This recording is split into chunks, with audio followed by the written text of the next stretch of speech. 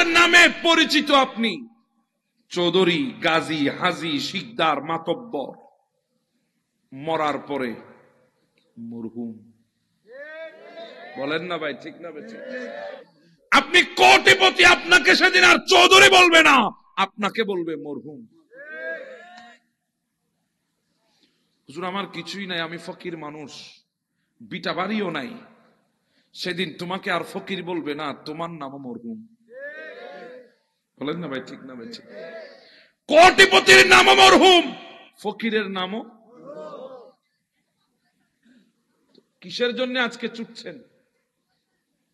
নিজের নামটা নিয়েও তো যেতে পারবেন না। কথা বলেন, ঠিক না ভাই? ঠিক। আজকে গরিব দেখলে নাকের মধ্যে কাপড় দিয়ে রাখেন, আছে না নাই? গরিব মানুষ সালাম দিয়েছে, সালাম পর্যন্ত নেন না। টাকার পাওয়ারে, ক্ষমতার পাওয়ারে, অহংকারের কারণে, দাম্ভিকতার কারণে আপনার চৌধুরী, আপনার শিকদার, আপনার মাতব্বর নিঃশ্বাস যতক্ষণ আছে ততক্ষণ নিঃশ্বাস শেষ কয় মরহুম। রিকশাওয়ালার নাম মরহুম, কোটিপতির নাম মরহুম, তো তোমার যোগ্যতার কোথায় রইল? কথা বলেন, ঠিক না? আজকে তো অনেকে চড়ছেন ফ্রাডুতে, Land Cruiser, Rolls Royce, BMW, Mercedes, X Corolla, G Corolla, ফিমিও, এলিয়ন, নোহা, এক্স নোহা, বক্সি। কথা বলেন, ঠিক না বেটি? পাজারুতে চড়ছেন আপনি আজকে, আপনার কাছে টাকা আছে বলে। দুনিয়া থেকে নিঃশ্বাসটা যখন ত্যাগ করবেন, ফালাউলা ইযা বালাগাতিল হুলকুম, নিঃশ্বাসটা যখন চলে যাবে, নিঃশ্বাস যখন বের হয়ে যাবে, আপনি কোটিপতি হন, আপনাকে আর আপনার পাজারুর মধ্যে তোলা হবে না। আপনার কাছে বিএমডব্লিউ থাকুক, মার্সিডিস থাকুক, রোলস রয়েলস থাকুক, আপনাকে ওগুলার মধ্যে তোলা হবে না। অনেকের কাছে ফারারি আছে, ফারারির মধ্যেও তোলা হবে না। তুলবে তো তুলবে ওই মসজিদের পাশে একটা চার পায়ের উপর দাঁড় করানো একটা গাড়ি আছে না নাই? যেই গাড়িটা আমজুরহাটের মধ্যেও পাওয়া যায় না, যে গাড়িটা পটিয়া বাস স্টেশনের মধ্যেও পাওয়া যায় না, যে গাড়িটা শান্তিরহাটের মধ্যেও পাওয়া যায় না, যে গাড়িটা মসজিদের সিঁড়ির নিচে কর্নারে আছে, জীবনে কোনোদিন আপনি ওই গাড়িটার দিকে তাকিয়ে দেখেন নাই, দৌড়েও দেখেন নাই। আপনার ইচ্ছা না থাকলেও একদিন আপনাকে ওই গাড়িটার মধ্যে উঠতে হবে। আপনি ফকির, আপনি রিক্সাওয়ালা, আপনাকে ভ্যান গাড়ি করে নিয়ে যাওয়া হবে না, আপনাকে রিক্সা করে, অটো রিক্সা করে নিয়ে যাওয়া হবে না, আপনাকেও তোলা হবে ওই গাড়িটা করে। তাহলে নাম হলো চৌধুরী বলেন, ফকির বলেন, রাজা বলেন, বাদশা বলেন, মিসকিন বলেন, ইয়েতিম বলেন, নাম কিন্তু মরার পরে মরহুম। দুনিয়ার জমিনে গাড়ি আলাদা আলাদা, কারো প্রাডু, কারো পাজারু, কারো নোহা, কারো এক্স নোহা, কারো বক্সি, কারো করোলা, কারো এলিয়ন, কারো ফিমিও, কারো রোলস রয়েস, কারো ফারারি, কারো বিএমডব্লিউ, কারো মার্সিডিস, আলাদা আলাদা ব্র্যান্ডের গাড়ি, কিন্তু মরার পরে গাড়িও। জি বলেন না ভাই? আজকে তো কোটি টাকা দিয়ে দালান করছেন, কেউ থাকেন ম্যানশনে, কেউ থাকে কুটিতে, কেউ থাকে মঞ্জিলে, কেউ থাকে বিল্ডিং এ, কেউ থাকে স্বপ্ন বিলাস, স্বপ্ন ভিলা। কথা বলেন, ঠিক না বেঠে? আলাদা আলাদা বাড়ির নাম, কারো বাড়ি 2 তলা, কারো বাড়ি 3 তলা, কারো বাড়ি 5 তলা, কারো বাড়ি গাছতলা। কথা বলেন না ভাই, ঠিক না বেঠে? আলাদা আলাদা বাড়ির নাম, আলাদা আলাদা তলায় বিশিষ্ট বাড়ি, কিন্তু যখন দমটা চলে যাবে, যখন হায়াতটা ফুরিয়ে যাবে, রিক্সাওয়ালা হন আপনার ঠিকানা গোরস্থান, কোটিপতি হন আপনার ঠিকানা গোরস্থান। মরার পরে নাম মরহুম, মরার পরে গাড়ি একটা, মরার পরে বাড়িও একটা। ওটাকে বলা হয় কবর। কি বলা হয়? হ্যাঁ, এই কবরটাই আমাদেরকে ডাক দিচ্ছে। প্রত্যেকটা দিন কবর আমাদেরকে ডাকছে। আমরা শুনছি না। আমার নবী বলে কবর তোমাদেরকে ডাকছে, ওয়া আনা বাইতুল গুরাবাত। যুবক, তুমি তো আজকে পরিচিত ওই ঘরের সাথে, যেই ঘরের মধ্যে ড্রয়িং রুম আছে, ডাইনিং রুম আছে, বেডরুম আছে, গেস্ট রুম আছে, কিচেন রুম আছে, স্টোর রুম আছে, ওয়াশরুম আছে। ওই ঘরের সাথে তোমার পরিচয়। যে ঘরে এয়ার কন্ডিশনার আছে, জেনারেটর আছে, আইপিএস আছে, যেই ঘরের ফ্লোরের মধ্যে টাইলস আছে, উডেন প্যানেল আছে, ওই ঘরের সাথে তোমার পরিচয়। কিন্তু কবর বলছে ওয়ানা বাইতুল গুরাবাত, আমি অপরিচিত ঘর, অপরিচিত ঘর। তোমার সাথে আমার কোনো পরিচয় নাই, আমার কাছে আসতে হলে প্রস্তুতি নিয়ে আসতে হবে। ভাই বলেন না ঠিক না বেঠিক? কবর বলছে ওয়ানা বাইতুল ওয়াহদা। যুবক, তোমার ঘরে তোমার মা বাবা, সন্তান সন্ততি, স্ত্রী পুত্র, আত্মীয় স্বজন, ভাই বোন সবাই আছে। কবর বলছে ওয়ানা বাইতুল ওয়াহদা, আমি একা থাকার ঘর। এখানে আত্মীয় নাই, সঙ্গী নাই, বন্ধু নাই, বান্ধব নাই, স্ত্রী পুত্র কেউ নাই, আমি একা থাকার ঘর। আমার কাছে আসতে হলে প্রস্তুতি নিয়ে আসতে হবে। ওয়ানা বাইতুত তুরাব। যুবক, তুমি তো ইটার সিমেন্টের তৈরি ঘর দেখেছো, তুমি তো বিশাল বিশাল দালান দেখেছো, কিন্তু কবর বলছে ওয়ানা বাইতুত তুরাব, আমি মাটির ঘর। কিসের ঘর? আমার কাছে আসতে হলে প্রস্তুতি নিয়ে আসতে হবে। অসুবিধা হয়?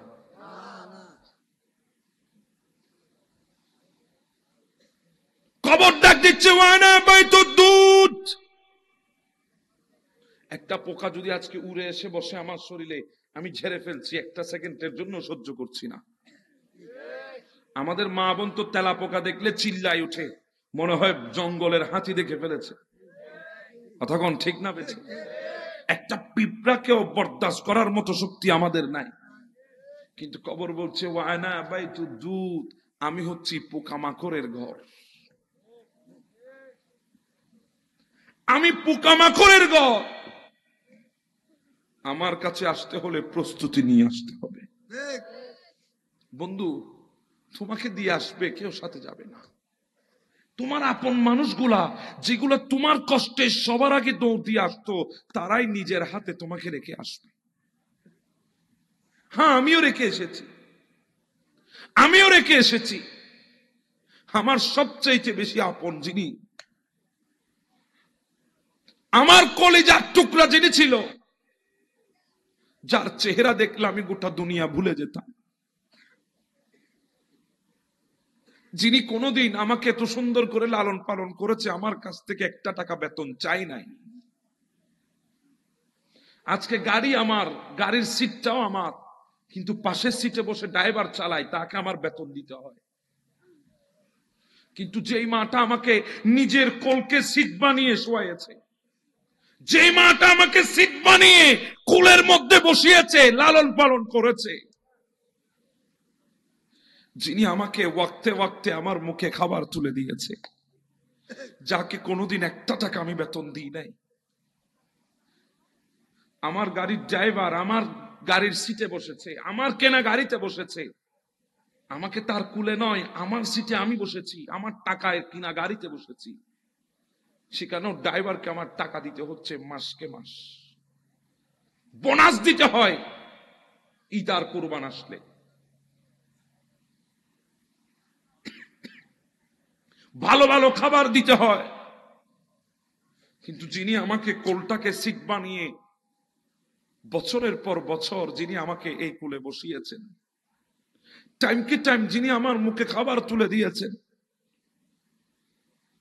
যিনি এই বুকটাকে পালং বানিয়ে আমাকে রাতকে রাত শোয়াইয়েছেন, এই পেটটাকে দুনিয়া বানিয়ে যিনি আমাকে বহন করেছেন,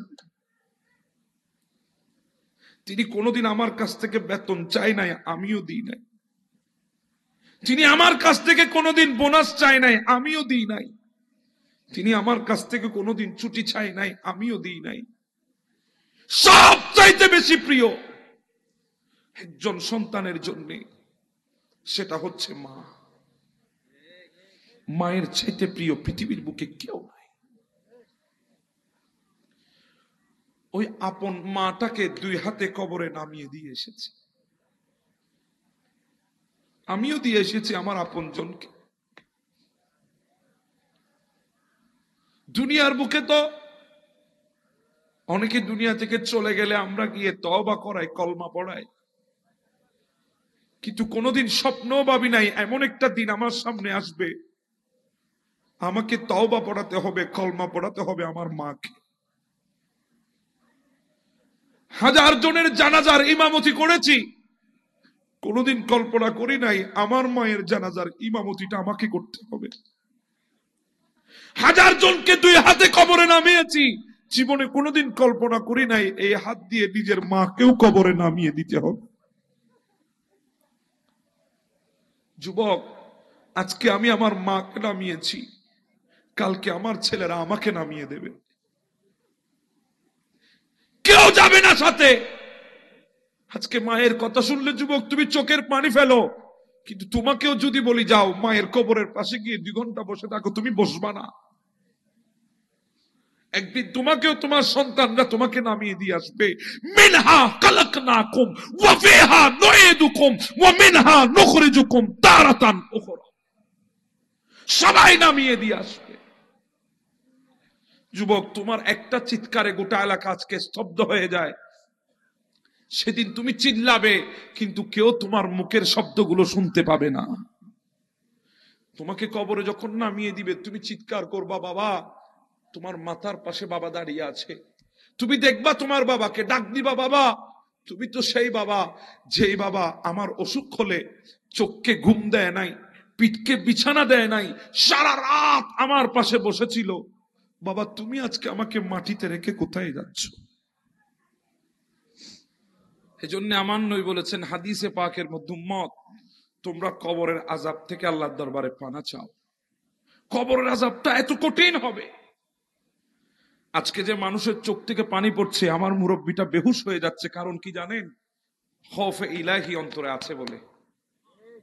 একজন মুমিনের জন্য খৌফে ইলাহি হলো মেয়েদের জন্য অলংকার যেমন শ্রেষ্ঠ সম্পদ, মুমিনের জন্য খৌফে ইলাহি তার চাইতে বেশি শ্রেষ্ঠ সম্পদ। আল্লাহর ভয়।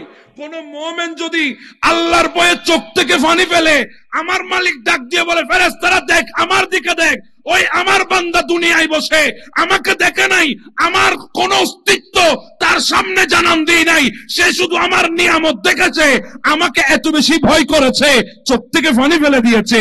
তোরা সবাই সাক্ষী থাক, আমি আমার বান্দার গুনাহ মাফ করে দিয়েছি। কোন বান্দা যদি ইত্তাকুল্লাহ খৌফে ইলাইহি যদি অন্তরে রেখে চোখ থেকে 1 ফোঁটা পানি ফেলেন, আমার নবী বলে জাহান্নামের আগুন নিবানোর জন্য ওই 1 ফোঁটা পানি যথেষ্ট। এটার নাম খৌফে ইলাইহি। আপনি ডাকবেন, বাবা আমাকে ছেড়ে কই যাও, সেদিন আফসোস আপনার ভয়েস আপনার বাবা শুনবে না। আজকে তো আপনার একটা ডাক দিলে গোটা এলাকা তত্তর করে কাঁপে।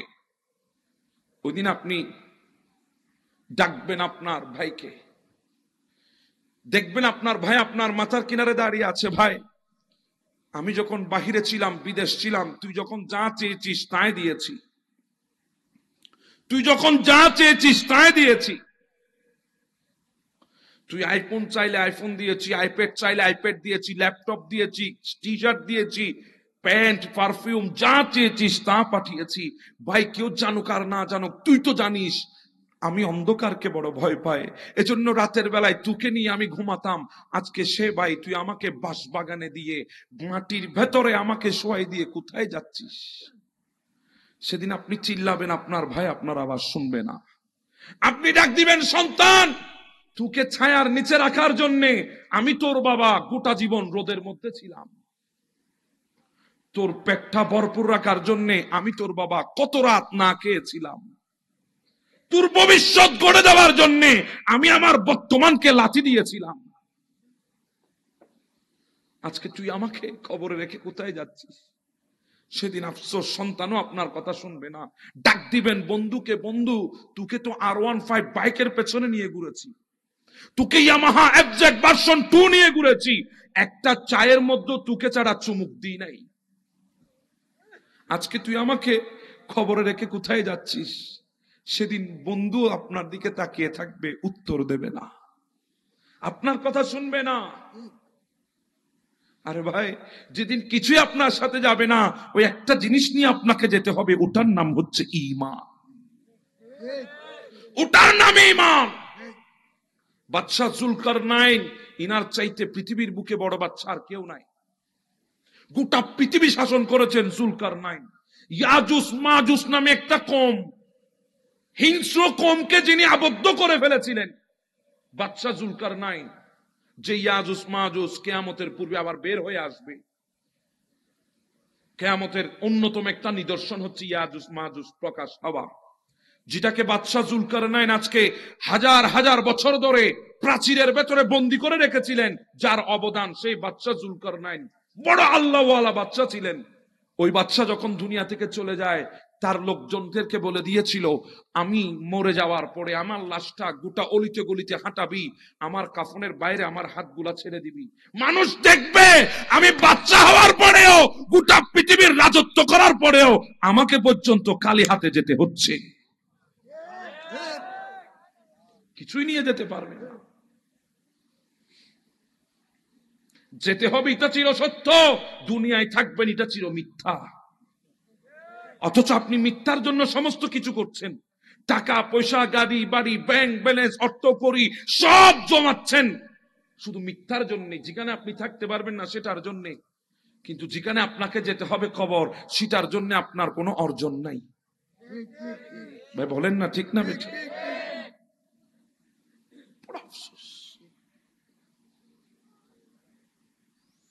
ভাই জাগ্রত হন এবার, হায়াত তো চলে গেছে। আপনি মনে করছেন দুনিয়ার জন্য আপনি বড় ইম্পর্টেন্ট, গুরুত্বপূর্ণ একজন ব্যক্তি। না, আপনি ইম্পর্টেন্ট নয়, আপনার জীবনটা ইম্পর্টেন্ট। আপনার জীবন আছে বলে, জান আছে বলে সবাই আপনাকে মূল্যায়ন করছে। কালকে আপনার জান চলে গেলে কেউ মূল্যায়ন করবে না, কেউ খুঁজবেও না।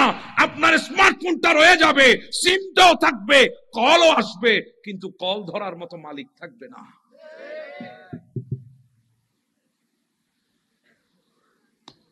আপনার কিসের এত দাম্ভিকতা? কিসের জন্য আজকে আপনি এত কিছু করছেন? ভাই ভাইয়ের মাথায় আজকে আঘাত করছেন, ভাই ভাইয়ের রক্ত নিয়ে আজকে খেলা করছেন, ভাই ভাইয়ের হককে আজকে চিবিয়ে খাচ্ছেন। এই দুনিয়ার জন্য, এই দুনিয়াটাই আপনাকে পর করবে। গোটা কোলাহল থাকবে, এগুলা থাকবে। এই মাহফিল কয় বছর ধরে আমি জানি না, আগামী বছর এই মাহফিল থাকবে, কিন্তু এই মাহফিলে বসেছে এমন অনেকেই কবরে চলে যাবে। কিসের জন্য করছেন এগুলো? আজকে আমাদের সমাজে অনেকেই নিজের ছেলেদেরকে শিখিয়ে দেয়, ও আমার বাবা শোনো, আমার বেটা, তোর চাচার জানাজাও পড়বি না, তোর চাচা মারা গেলে চাচার চেহারাও দেখবি না। কেন? তোর চাচার সাথে আমার সম্পদ নিয়ে দ্বন্দ্ব। কথা বলেন ঠিক না বেঠিক? আজকে বাবা হয়ে ছেলের অন্তরে বেয়াদবি ঢুকিয়ে দিচ্ছে। এই ধরনের বাবা আছে না নাই? আরে বাবা, আমি এমন এমন কিছু চাচাদের কথা জানি যারা নিজের সন্তানের চাইতো ভাতিজারকে বেশি মহাব্বত করে। আছে না নাই? এমন এমন চাচা আছে যারা ভাতিজাকে বেশি সময় দিয়েছে, ভাতিজার সাথে বেশি খেলাধুলা করেছে, ভাতিজাদেরকে বেশি আদর করেছে। কারণ ছোট ছেলেরা টাকা চিনে না, ছোট ছেলেরা ক্ষমতা চিনে না, ছোট ছেলেরা বিদ্বেষ চিনে না, হিংসা চিনে না। ছোট ছেলে মাসুম বাচ্চা, সে চিনে শুধু আদর আর ভালোবাসা। আদর ভালোবাসা যেখানে পায় সে সেখানে ঝুঁকে যায়। কথা বলেন ঠিক না?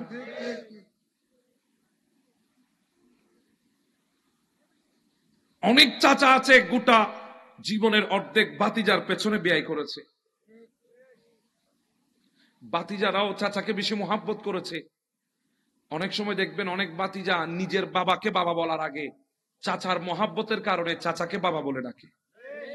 আছে না নাই?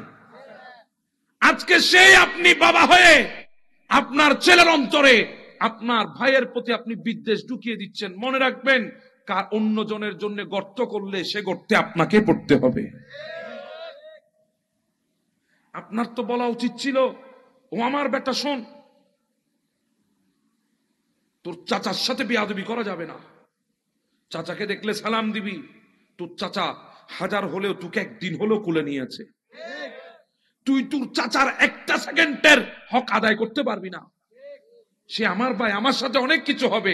এগুলো আমাদের ভাইয়েলি ব্যাপার, এগুলো আমাদের ভাইয়ে ভাইয়ে ব্যাপার। সেখানে তোরা সন্তানরা আসবি না। এই আদবটা যদি আপনি শিক্ষা দিতে পারতেন, তাহলে ওই ছেলের অন্তরে আদব আসতো, সে আপনার সাথেও কোনোদিন বেয়াদবি করার সাহস করতো না। আজকে যখন আপনার ভাইয়ের প্রতি বেয়াদবের শিক্ষা আপনি দিয়েছেন, ওই সন্তান আপনার ভাইয়ের সাথে বেয়াদবি করার পরে কলিজা শক্ত হয়ে যাবে, আপনার সাথেও বেয়াদবি করতে দ্বিধাবোধ করবে না।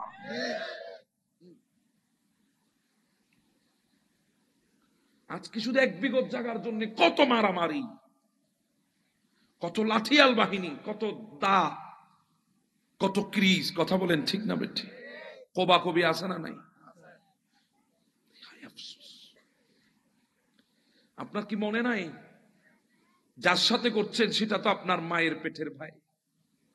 বাহিরের লোক আপনার মৃত্যুর খবর শুনে আসবে পড়ে, সবার আগে দৌড় দিয়ে যাবে, সেটা তো আপনার মায়ের পেটের ভাই। বাহিরের লোক চোখের পানি ফেলবে পড়ে, আপনার মৃত্যু শুনে যে গড়াগড়ি করে করে কাঁদবে, আপনার জন্য ফার্স্ট চোখের পানি যার চোখ থেকে আসবে, সেটাই আপনার মায়ের পেটের ভাই। আপনি কার মাথায় বাড়ি দেওয়ার জন্য যাচ্ছেন? কাকে কোপানোর জন্য যাচ্ছেন? আপনার কি মনে নাই, যখন ছোট ছিলেন, 2 ভাই বসে যখন খেতে বসেছিল, তখন বড় ভাইয়ের প্লেটে যখন খাবার বেশি চলে এসেছে, ছোট ভাইয়ের প্লেটে কম হলে বড় ভাই নিজের প্লেট থেকে নিয়ে ছোট ভাইকে দিয়ে দিয়েছে। তুই ছোট, তুই খা, তুই খা, তুই ছোট, আমি অনেক খেয়েছি। আরে আপনার কি মনে নাই, ছোট ভাইয়ের প্লেটে অনেক সময় বেশি খাবার চলে আসলে বড় ভাইয়ের প্লেটে কম গেলে ছোট ভাই বলতো, ভাই সারা জীবন দিয়ে এসেছো, আজকে হলেও আমার কাছ থেকে কিছু নাও। বলেন না ভাই, ঠিক না বেঠিক? ছোটবেলা সে কথাগুলো কি মনে পড়ে না? সেগুলাকে আনেন, সেগুলাকে আবারও পুরনো জীবন দান করেন, পুনর্জীবিত করেন সেই ভালোবাসাগুলি, দেখবেন সমাজে ফিতনা হবে না, কাটাকাটি মারামারি হবে না। ছোটবেলার ভালোবাসাগুলোকে পুনর্জীবন দেন, পুনর্জীবিত করেন। আপনার ভাই, ছোট ভাই আপনার থেকে 1 বিঘির জায়গা একটু বেশি নিয়েছে, 1 হাত জায়গা বেশি নিয়েছে, আপনি বলবেন অসুবিধা নাই, সেটা আমার ছোট, সে আমার ছোট, সে আমার আদরের ভাই। নিলে তুই নিয়েছিস, কি হয়েছে, যা নিয়ে যা, আমি তো বড়, আমি তোকে দিয়ে এসেছি, এখনো তোকে দেব। ঠিক এই কথাটা এখন আর বের হবে না জুবান থেকে। কথা বলেন ঠিক না বেঠিক? ভাই তুই আমার ছোট, নিলে নিলে নিয়েছে, কি হয়েছে, নিলে তো নিয়েছে, আমার ভাই এই নিয়েছে। যদি বড় ভাই 1 বিঘত জায়গা বেশ নিয়ে যায়, আপনি ছোট, আপনি বলবেন ভাই নিয়ে যাও, অসুবিধা নাই, সারা জীবন তো তুমি আমাকে দিয়ে গেছো। আরে ভাই কিছু দিতে পারো আর না পারো, আমি যখন দুনিয়ায় এসেছি তোমার মতো খুশি তো কেউ হয় নাই। অন্তত পক্ষে তুমি আমাকে একদিনের জন্য হলেও তোমার কুলে কাঁধে করে আমাকে মানুষ করেছিলা। তোমার ওই হক তো আমি আদায় করতে পারবো না। ভাই নিলে নেই, অসুবিধা নাই, তুই আমার বড় ভাই, সারা জীবন তো দিয়েছিস, আজকে হলে নিয়ে যা।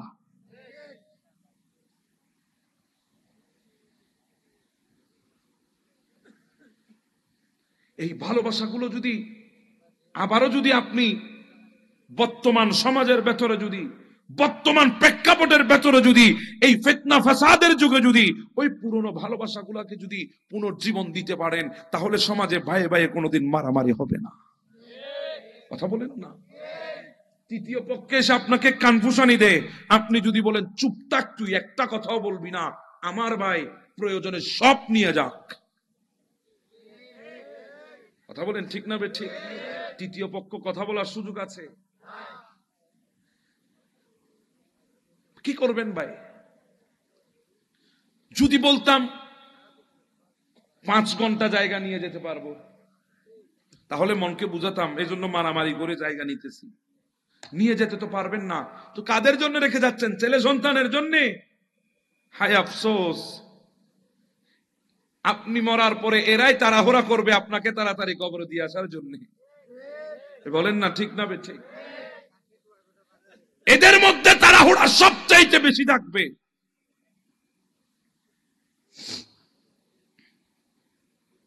আপনাদের মনে কষ্ট হচ্ছে মনে হয়? আমার মা বোন অনেকে আছেন, ছেলেদেরকে, ছোট ছেলেদেরকে অনেক সময় বাবার বিরুদ্ধে বুঝায়, বলে বেটা তোর বাবা সারা জীবন আমাকে জ্বালিয়েছে, সারা জীবন আমাকে জ্বালিয়েছে, আমি বিষ খেয়ে বিষ হজম করেছি। কত বড় ঠান্ডা মেজাজে মিথ্যা হতা হয়ে চিন্তা করিস, কত বড় বিরাট একটা আফাড়া মিস হতা। বিশ্বায় বিষ খেয়ে হজম করতে পারে না? বিষ খেয়ে বিষ হজম করেছি আমি বলে তোর বাবা সংসার করেছি, না হলে কেউ করতো না। আপনি ছেলেটার অন্তরে বাবার প্রতি বিদ্বেষ ঢুকিয়ে দিচ্ছেন, বেয়াদবি শিখিয়ে দিচ্ছেন। সে বাবার সাথে করবে পরে, আপনার সাথে শুরু করবে আগে। আপনার তো বলা উচিত ছিল, ও আমার কলিজার টুকরা সন্তান শুন, তোর বাবার সাথে জীবনে বড় গলায় কথা বলবি না। এরপরে বলে আইয়াতুহান নাফসুত তাইয়্যিবাত, ওহে পবিত্র আত্মা, আল্লাহর সন্তুষ্টি অর্জন করার জন্য বের হয়ে যা। তো জোরে বলেন না সুবহানাল্লাহ। ওই মোমেন বান্দা থেকে রূহটা বের হয় কিভাবে জানেন? আমার নবী দেখাচ্ছেন, এটার মধ্যে পানি নিয়েছি না, এখান থেকে পানিগুলো আমি ঢালছি, দেখেন সবগুলা পড়ে গেল। এই শেষের ফুটাটা যেভাবে আলতো করে পড়েছে, অন্যান্য পানির যেভাবে ডিস্টার্ব হয় নাই, খবর হয় নাই, মোমেনের ভেতর থেকে আজরাইল তার চাইতো সহজ করে জানটা বের করবে। আরো জোরে বলেন না সুবহানাল্লাহ। তো মোমেনের জানটা আজরাইলের হাতের মধ্যে এসে গেছে, কিন্তু আজরাইল চোখের পলক সমপরিমাণ রাখতে পারবে না। ওই 2 লাইন ধরে যে ফেরেশতাগুলো বসে আছে, এগুলো দৌড় দেবে, দৌড় দিয়ে বলবে, ও আজরাইল মালাকুল মউত, ওই জানটা আমাদেরকে দিয়ে দিন, ওই রূহটা আমাদেরকে দিয়ে দিন। কেন? বলে মাহুম কাফনুন মিন আকফানিল জান্নাহ, আমরা জান্নাত থেকে আসার সময় এই রূহকে নেওয়ার জন্য জান্নাতি কাফন নিয়ে এসেছি। কি নিয়ে এসেছি? জান্নাতি কাফন। ওয়া হানুতি মিন হানুতিল জান্নাহ, জান্নাত থেকে আসার সময় আমরা জান্নাতি সুগন্ধি নিয়ে এসেছি। জানটা নেবেন ওই জান্নাতি কাফনে, এরপরে খুশবু দেবেন, দেওয়ার পর সেটাকে এভাবে মুড়িয়ে নেবেন, মুড়িয়ে নিয়ে ওই ফেরেশতা ওরা দল বেঁধে আসমানের দিকে রওনা হবে রূহটাকে নিয়ে। চারিদিকে খুশবু ছড়িয়ে পড়বে, অন্যান্য ফেরেশতারা বলবে কিরে এটা কি? বলে এটা হচ্ছে ফুলান ইবনে ফুলান, অমুকের বেটা অমুকের রূহ। সুবহানাল্লাহ। প্রথম আসমানে ফেরেশতারা বসে আছে, এই রূহটাকে নিয়ে যখন যাবে তারা এই রূহটাকে রিসিভ করবে, রিসিভ করে প্রথম আসমানের ফেরেশতারা জুলুস করে করে দ্বিতীয় আসমানে যাবে, দ্বিতীয় আসমানের ফেরেশতারা রিসিভ করবে, ওখান থেকে জুলুস করে করে তৃতীয় আসমানে, এভাবে জুলুস করে করে চতুর্থ, পঞ্চম, ষষ্ঠ, সপ্তম আসমানের উপরে যখন মুমিনের রূহখানা নিয়ে যাবে, আমার আল্লাহ বলবেন, ও আমার ফেরেশতারা থাম থাম, আর উপরে আনিস না, উকতুবু কিতাবি আবদি ফি ইল্লিয়িন, আমার এই মুমিন বান্দার আমলটা সপ্তম আসমানের উপরে একটা ইল্লিয়িন নামক সুন্দর জগৎ আছে, ওই জগতের মধ্যে আমার মুমিনের আমলটা লিখে দে।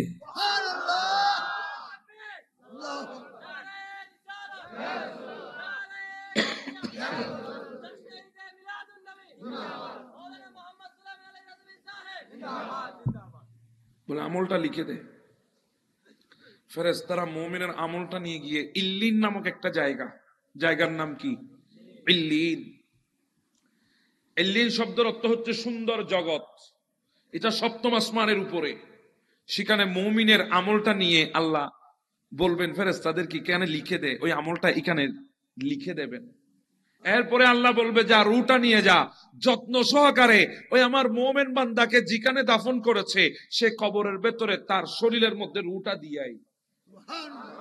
আরো জোরে বলেন না সুবহানাল্লাহ। রুহটা দিয়ে আসবে, দিয়ে আসার পরে কবরের ভেতরে দুইজন ফেরেশতা আসবে। কয়জন ফেরেশতা? তাকে বসাবে, বসানোর পরে প্রশ্ন করবে মান রব্বুকা। অনেকে বলবেন হুজুর আমি তো আরবি জানি না, বুঝবো কিভাবে, উত্তর দিব কিভাবে? বাবা, আরবি শেখারও দরকার নাই, বলারও দরকার নাই, উত্তর দেওয়ার জন্য আগে ভাগে প্রস্তুতি নেওয়ারও দরকার নাই। দুনিয়ার প্রশ্নপত্র ফাঁস হলে, পরীক্ষার হলে পরীক্ষা দেওয়া সহজ হয়ে যায়, কিন্তু আমার আল্লাহ কবরের প্রশ্নপত্র ফাঁস করে দিয়েছেন অনেক আগে। অনেক আগেই প্রশ্নপত্র ফাঁস করে দিয়েছে, কিন্তু ওই প্রশ্নপত্র মুখস্থ করার পরেও হাজার হাজার বান্দা উত্তর দিতে পারবে না। কেন জানেন? কারণ ওখানে আপনি আরবি শিখে যেতে হবে না, আপনি ঈমানটা নিয়ে যান, জিজ্ঞাসা করার আগে উত্তর বের হয়ে যাবে। হাজারো আরবি শিখেছেন, আরবিকের উপর ডিপ্লোমা করেছেন, কিন্তু ঈমান নাই, কবরে গেলেও সেখানে আরবি বাঁশ দিয়ে ঠেললেও বের হবে না। সেজন্য ইম্পর্টেন্ট হচ্ছে ঈমান। জিজ্ঞাসা করবে মান রব্বুকা, ওই মুমিন উত্তর দেবে রব্বি আল্লাহ। সবাই বলি রব্বি। আমাদের রবকে। জিজ্ঞাসা করা হবে মা দীনুকা, তোমার দিন কি? তখন ওই বান্দা মুমিন উত্তর দিবে দীনিয়াল ইসলাম, আমার দিন। আমার নবীকে কবরে হাজির করবে, আমার নবীর দিকে দেখিয়ে দিয়ে বলবে মা হাদার রাজুলু আল্লাযী বুইসা ফীকুম। ও মুমিন বান্দা, ইনাকে চেনো কিনা বলো। তখন ওই মুমিন বান্দা বলবে হ্যাঁ হ্যাঁ চিনি, ওয়াকারার জমিনে, ফটিয়ার জমিনে আমি তো এই নবীর জন্য মিলাদুন নবী করেছিলাম।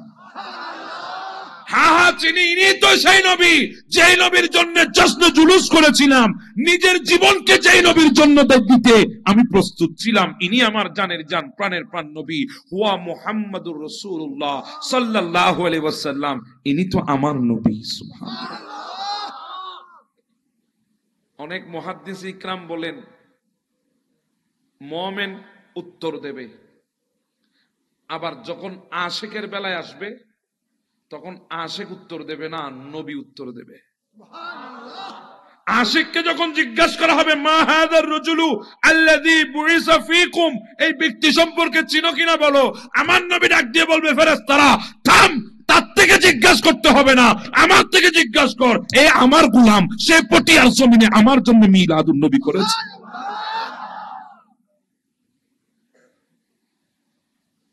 এজন্য আলা হযরত বলছেন खौफ न रख रज़ा ज़रा तो अब्दे मुस्तफा,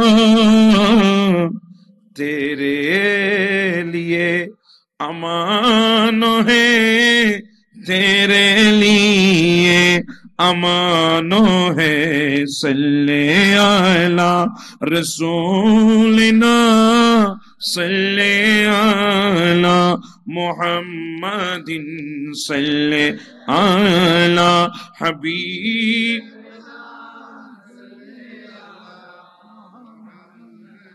আপনাদের অসুবিধা হচ্ছে মনে হয়,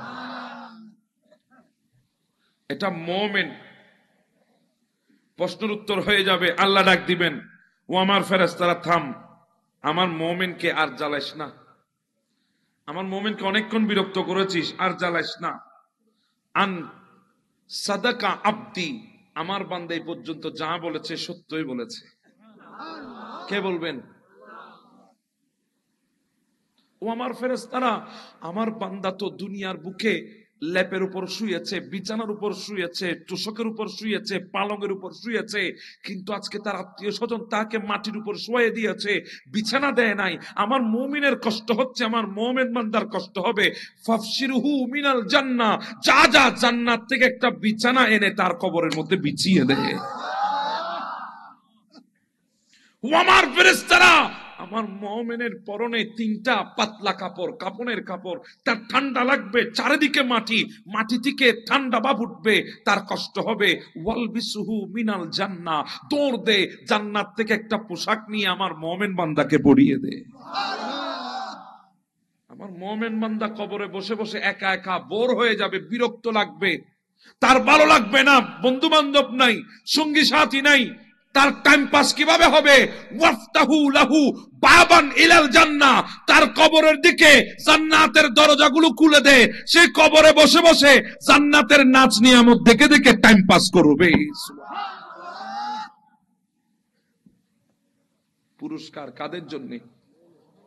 জি বলেন না, কাদের জন্য? এবার বুকে হাত দিয়ে বলেন, আমরা কি মুমিন হতে পেরেছি? আমাদের মতো গুনাহগার পৃথিবীতে আর আছে? আল্লাহর কসম, আমার গুনাহ সম্পর্কে যদি আপনারা জানতেন, আজকে এখানে কোনোদিন আমার চেহারা দেখার জন্য আসতেন না। আমিও যদি আপনাদের গুনাহ সম্পর্কে জানতাম, আপনাদের এলাকায় আসতাম না। কিন্তু ওই মালিকটা প্রত্যেকটা সেকেন্ডের গুনাহ সম্পর্কে জানে, প্রত্যেকটা নাফরমানি সম্পর্কে মালিকটা জানে। এবার আল্লাহর কসম করে বলেন, ওই মালিকটা আমাদের এতগুলা নাফরমানি জেনেছে, এতগুলা গুনাহ সম্পর্কে জানে, এরপরেও ওই মালিকটা কোনোদিন আমাদেরকে রহমত থেকে নৈরাশ করেছে? শুধু করেন না সেটা না, আমার আল্লাহ আমাদের গুনাহগুলো সত্তারিয়তের পর্দা দিয়ে গোপন করে রাখেন, যাতে আমার গুনাহ আপনি না জানেন, আপনার গুনাহ আমি না জানি। এত বড় রহমানের নাম হচ্ছে আল্লাহ, এত বড় রহমান।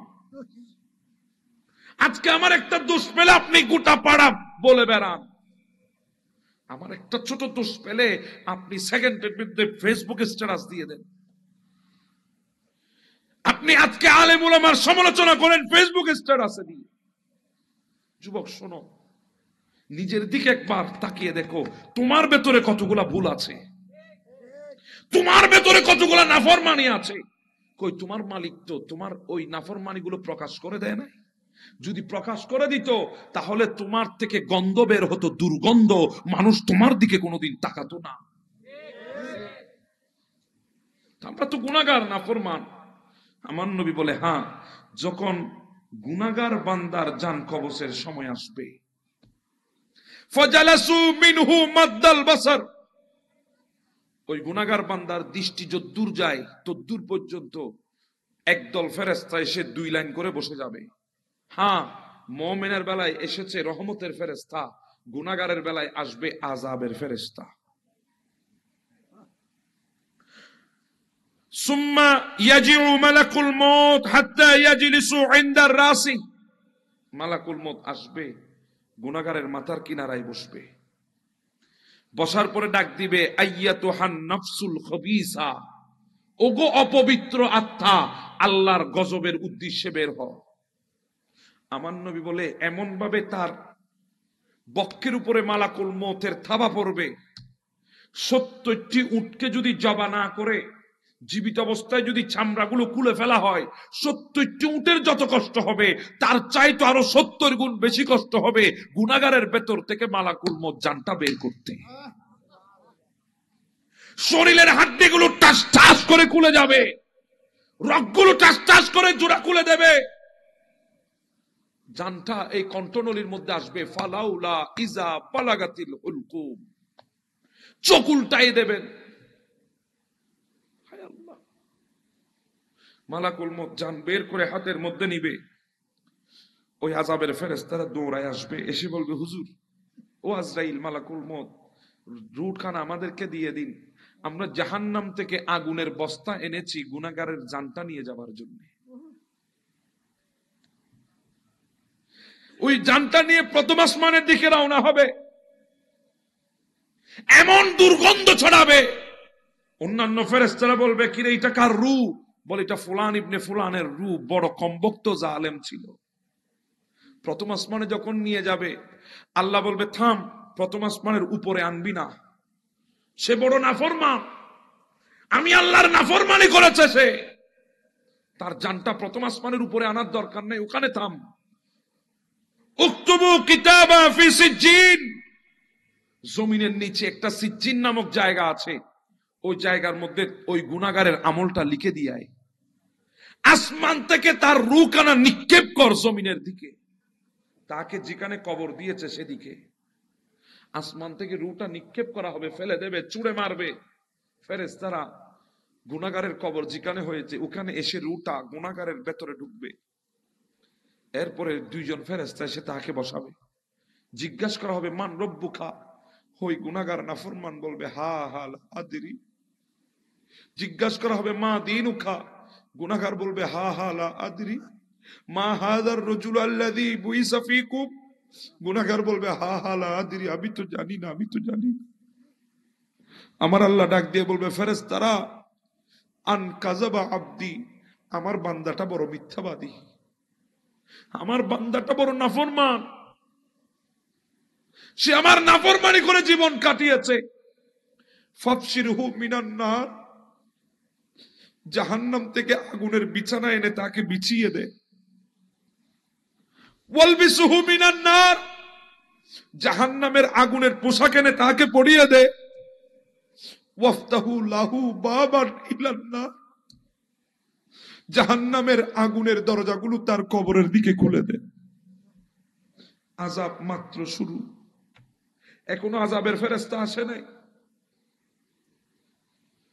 সেজন্য বলছি ওই কবরটা আমাদের জন্য চিরস্থায়ী ঠিকানা, ওখানে আমাদেরকে যেতে হবে। তো ঈমানটা নিয়ে আপনাকে আমাকে যেতে হবে, সেটা ছাড়া আপনি আর আমি সেখানে যাওয়ার কোন সুযোগ।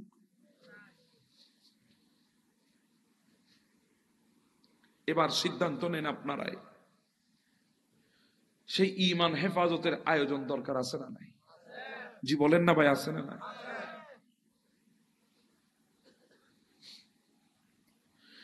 হাজার নামে পরিচিত আপনি, চৌধুরী, গাজী, হাজী, শিকদার, মাতব্বর, মরার পরে মরহুম।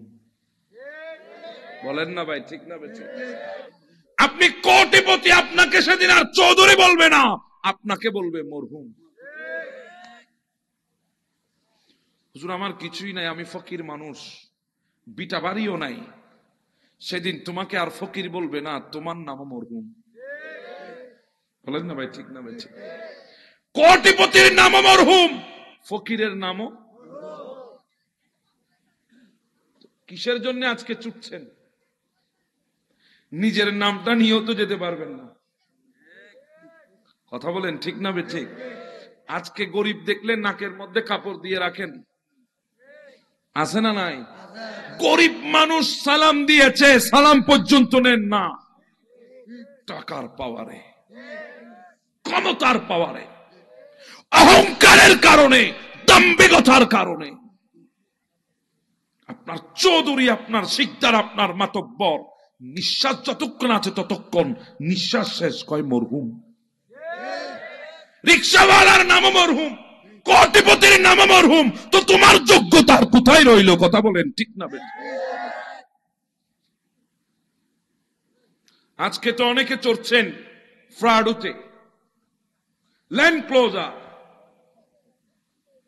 Rolle's Royce, BMW, Mercedes, X Corolla, G Corolla, ফিমিও, এলিয়ন, নোহা, এক্স নোহা, বক্সি। কথা বলেন, ঠিক না বেঠিক? পাজারুতে চড়ছেন আপনি আজকে, আপনার কাছে টাকা আছে বলে। দুনিয়া থেকে নিঃশ্বাসটা যখন ত্যাগ করবেন, ফালাউলা ইযা বালাগাতিল হুলকুম, নিঃশ্বাসটা যখন চলে যাবে, নিঃশ্বাস যখন বের হয়ে যাবে, আপনি কোটিপতি হন, আপনাকে আর আপনার পাজারুর মধ্যে তোলা হবে না। আপনার কাছে বিএমডব্লিউ থাকুক, মার্সিডিস থাকুক, রোলস রয়েলস থাকুক, আপনাকে ওগুলার মধ্যে তোলা হবে না। অনেকের কাছে ফারারি আছে, ফারারির মধ্যেও তোলা হবে না। তুলবে তো তুলবে ওই মসজিদের পাশে একটা চার পায়ের উপর দাঁড় করানো একটা গাড়ি আছে না নাই? যেই গাড়িটা আমজুরহাটের মধ্যেও পাওয়া যায় না, যে গাড়িটা পটিয়া বাস স্টেশনের মধ্যেও পাওয়া যায় না, যে গাড়িটা শান্তিরহাটের মধ্যেও পাওয়া যায় না, যে গাড়িটা মসজিদের সিঁড়ির নিচে কর্নারে আছে, জীবনে কোনোদিন আপনি ওই গাড়িটার দিকে তাকিয়ে দেখেন নাই, দৌড়েও দেখেন নাই। আপনার ইচ্ছা না থাকলেও একদিন আপনাকে ওই গাড়িটার মধ্যে উঠতে হবে। আপনি ফকির, আপনি রিকশাওয়ালা, আপনাকে ভ্যান গাড়ি করে নিয়ে যাওয়া হবে না, আপনাকে রিক্সা করে অটো রিক্সা করে নিয়ে যাওয়া হবে না, আপনাকেও তোলা হবে ওই গাড়িটা করে। তাহলে নাম হলো চৌধুরী বলেন, ফকির বলেন, রাজা বলেন, বাদশা বলেন, মিসকিন বলেন, ইয়েতিম বলেন, নাম কিন্তু মরার পরে মরহুম। দুনিয়ার জমিনে গাড়ি আলাদা আলাদা, কারো প্রাডু, কারো পাজারু, কারো নোহা, কারো এক্স নোহা, কারো বক্সি, কারো করোলা, কারো এলিয়ন, কারো প্রিমিও, কারো রোলস রয়েস, কারো ফারারি, কারো বিএমডব্লিউ, কারো মার্সিডিজ, আলাদা আলাদা ব্র্যান্ডের গাড়ি, কিন্তু মরার পরে গাড়িও জি বলেন না ভাই। আজকে তো কোটি টাকা দিয়ে দালান করছেন, কেউ থাকেন ম্যানশনে, কেউ থাকে কুটিতে, কেউ থাকে মঞ্জিলে, কেউ থাকে বিল্ডিং এ, কেউ থাকে স্বপ্ন বিলাস, স্বপ্ন ভিলা, কথা বলেন ঠিক না বেঠে। আলাদা আলাদা বাড়ির নাম, কারো বাড়ি 2 তলা, কারো বাড়ি 3 তলা, কারো বাড়ি 5 তলা, কারো বাড়ি গাছতলা, কথা বলেন না ভাই ঠিক না বেঠে। আলাদা আলাদা বাড়ির নাম, আলাদা আলাদা তলায় বিশিষ্ট বাড়ি, কিন্তু যখন দমটা চলে যাবে, যখন হায়াতটা ফুরিয়ে যাবে, রিক্সাওয়ালা হন আপনার ঠিকানা গোরস্থান, কোটিপতি হন আপনার ঠিকানা গোরস্থান। মরার পরে নাম মরহুম, মরার পরে গাড়ি একটা, মরার পরে বাড়িও একটা, ওটাকে বলা হয় কবর। কি বলা হয়? হ্যাঁ, এই কবরটাই আমাদেরকে ডাক দিচ্ছে, প্রত্যেকটা দিন কবর আমাদেরকে ডাকছে, আমরা শুনছি না। আমার নবী বলে কবর তোমাদেরকে ডাকছে, ওয়া আনা বাইতুল গুরাবাত। যুবক, তুমি তো আজকে পরিচিত ওই ঘরের সাথে, যেই ঘরের মধ্যে ড্রয়িং রুম আছে, ডাইনিং রুম আছে, বেডরুম আছে, গেস্ট রুম আছে, কিচেন রুম আছে, স্টোর রুম আছে, ওয়াশরুম আছে, ওই ঘরের সাথে তোমার পরিচয়। যেই ঘরে এয়ার কন্ডিশনার আছে, জেনারেটর আছে, আইপিএস আছে, যেই ঘরের ফ্লোরের মধ্যে টাইলস আছে, উডেন প্যানেল আছে, ওই ঘরের সাথে তোমার পরিচয়। কিন্তু কবর বলছে ওয়ানা বাইতুল গুরাবাত, আমি অপরিচিত ঘর, অপরিচিত ঘর, তোমার সাথে আমার কোনো পরিচয় নাই, আমার কাছে আসতে হলে প্রস্তুতি নিয়ে আসতে হবে। ভাই বলেন না ঠিক না বেঠিক? কবর বলছে ওয়ানা বাইতুল ওয়াহদা। যুবক, তোমার ঘরে তোমার মা বাবা, সন্তান সন্ততি, স্ত্রী পুত্র, আত্মীয় স্বজন, ভাই বোন সবাই আছে। কবর বলছে ওয়ানা বাইতুল ওয়াহদা, আমি একা থাকার ঘর, এখানে আত্মীয় নাই, সঙ্গী নাই, বন্ধু নাই, বান্ধব নাই, স্ত্রী পুত্র কেউ নাই, আমি একা থাকার ঘর, আমার কাছে আসতে হলে প্রস্তুতি নিয়ে আসতে হবে। ওয়ানা বাইতুত তুরাব। যুবক, তুমি তো ইটার সিমেন্টের তৈরি ঘর দেখেছো, তুমি তো বিশাল বিশাল দালান দেখেছো, কিন্তু কবর বলছে ওয়ানা বাইতুত তুরাব, আমি মাটির ঘর। কিসের ঘর? আমার কাছে আসতে হলে প্রস্তুতি নিয়ে আসতে হবে। অসুবিধা হয়?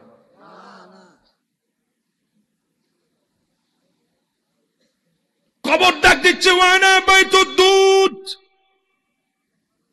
একটা পোকা যদি আজকে উড়ে এসে বসে আমার শরীরে, আমি ঝেড়ে ফেলছি, একটা সেকেন্ডের জন্য সহ্য করছি না। আমাদের মা বোন তো তেলা পোকা দেখলে চিল্লাই উঠে, মনে হয় জঙ্গলের হাতি দেখে ফেলেছে।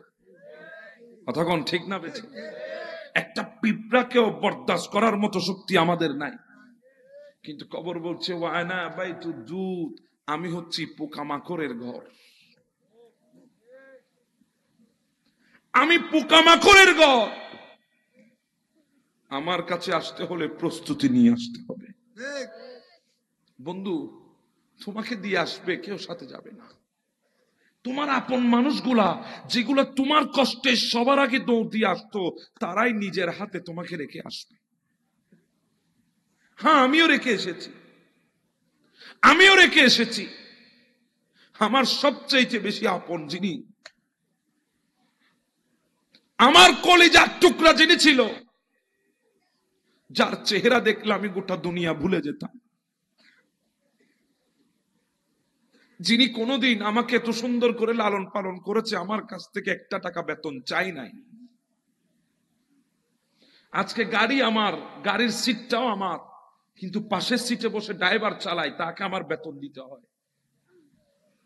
কিন্তু যেই মাটা আমাকে নিজের কোলকে সিট বানিয়ে শোয়াইছে, যে মাটা আমাকে সিট বানিয়ে কোলের মধ্যে বসিয়েছে, লালন পালন করেছে, যিনি আমাকে ওয়াক্তে ওয়াক্তে আমার মুখে খাবার তুলে দিয়েছে, যাকে কোনোদিন একটা টাকা আমি বেতন দিই নাই, আমার গাড়ির ড্রাইভার আমার গাড়ির সিটে বসেছে, আমার কেনা গাড়িতে বসেছে, আমাকে তার কুলে নয় আমার সিটে আমি বসেছি, আমার টাকায় কিনা গাড়িতে বসেছি, সেখানেও ড্রাইভারকে আমার টাকা দিতে হচ্ছে মাসকে মাস, বোনাস দিতে হয় ঈদ আর কুরবান আসলে, ভালো ভালো খাবার দিতে হয়। কিন্তু যিনি আমাকে কোলটাকে সিট বানিয়ে বছরের পর বছর যিনি আমাকে এই কুলে বসিয়েছেন, টাইমকে টাইম যিনি আমার মুখে খাবার তুলে দিয়েছেন, যিনি এই বুকটাকে পালং বানিয়ে আমাকে রাতকে রাত শোয়াইয়েছেন, এই পেটটাকে দুনিয়া বানিয়ে যিনি আমাকে বহন করেছেন, তিনি কোনোদিন আমার কাছ থেকে বেতন চাই নাই, আমিও দিই নাই। তিনি আমার কাছ থেকে কোনোদিন বোনাস চাই নাই, আমিও দিই নাই। তিনি আমার কাছ থেকে কোনোদিন ছুটি চাই নাই, আমিও দিই নাই। সব চাইতে বেশি প্রিয় একজন সন্তানের জন্য সেটা হচ্ছে মা। মায়ের চাইতে প্রিয় পৃথিবীর বুকে কেউ নাই। ওই আপন মাটাকে দুই হাতে কবরে নামিয়ে দিয়ে এসেছি, আমিও দিয়ে এসেছি আমার আপন জনকে। দুনিয়ার বুকে তো অনেকে দুনিয়া থেকে চলে গেলে আমরা গিয়ে তওবা করাই, কলমা পড়াই, কিন্তু কোনোদিন স্বপ্ন ভাবি নাই এমন একটা দিন আমার সামনে আসবে আমাকে তওবা পড়াতে হবে, কলমা পড়াতে হবে আমার মাকে। হাজার জনের জানাজার ইমামতি করেছি, কোনোদিন কল্পনা করি নাই আমার মায়ের জানাজার ইমামতিটা আমাকে করতে হবে। হাজার জনকে দুই হাতে কবরে নামিয়েছি, জীবনে কোনোদিন কল্পনা করি নাই এই হাত দিয়ে নিজের মাকেও কবরে নামিয়ে দিতে হবে। যুবক, আজকে আমি আমার মাকে নামিয়েছি, কালকে আমার ছেলেরা আমাকে নামিয়ে দেবে, কেউ যাবে না সাথে। আজকে মায়ের কথা শুনলে যুবক তুমি চোখের পানি ফেলো, কিন্তু তোমাকেও যদি বলি যাও মায়ের কবরের পাশে গিয়ে 2 ঘন্টা বসে থাকো, তুমি বসবা না। একদিন তোমাকেও তোমার সন্তানরা তোমাকে নামিয়ে দিয়ে আসবে। মিনহা খালাকনাকুম ওয়া ফিহা নুঈদুকুম ওয়া মিনহা নুখরিজুকুম তারাতান উখরা। সবাই নামিয়ে দিয়ে আসবে। যুবক, তোমার একটা চিৎকারে গোটা এলাকা আজকে স্তব্ধ হয়ে যায়। সেদিন তুমি চিল্লাবে, কিন্তু কেউ তোমার মুখের শব্দগুলো শুনতে পাবে না। তোমাকে কবরে যখন নামিয়ে দিবে তুমি চিৎকার করবা, বাবা, তোমার মাথার পাশে বাবা দাঁড়িয়ে আছে। তুমি দেখবা তোমার বাবাকে, ডাক দিবা, বাবা, তুমি তো সেই বাবা যেই বাবা আমার অসুখ হলে চোখকে ঘুম দেয় নাই, পিঠকে বিছানা দেয় নাই, সারা রাত আমার পাশে বসেছিল। বাবা, তুমি আজকে আমাকে মাটিতে রেখে কোথায় যাচ্ছ? এজন্য আমার নবী বলেছেন হাদিসে পাকের মধ্যে, উম্মত, তোমরা কবরের আযাব থেকে আল্লাহর দরবারে পানা চাও। কবরের আযাবটা এত কঠিন হবে। আজকে যে মানুষের চোখ থেকে পানি পড়ছে, আমার মুরব্বীটা বেহুশ হয়ে যাচ্ছে, কারণ কি জানেন? খৌফে ইলাহি অন্তরে আছে বলে। একজন মুমিনের জন্য খৌফে ইলাহি হলো মেয়েদের জন্য অলংকার যেমন শ্রেষ্ঠ সম্পদ, মুমিনের জন্য খৌফে ইলাহি তার চাইতে বেশি শ্রেষ্ঠ সম্পদ। আল্লাহর ভয়।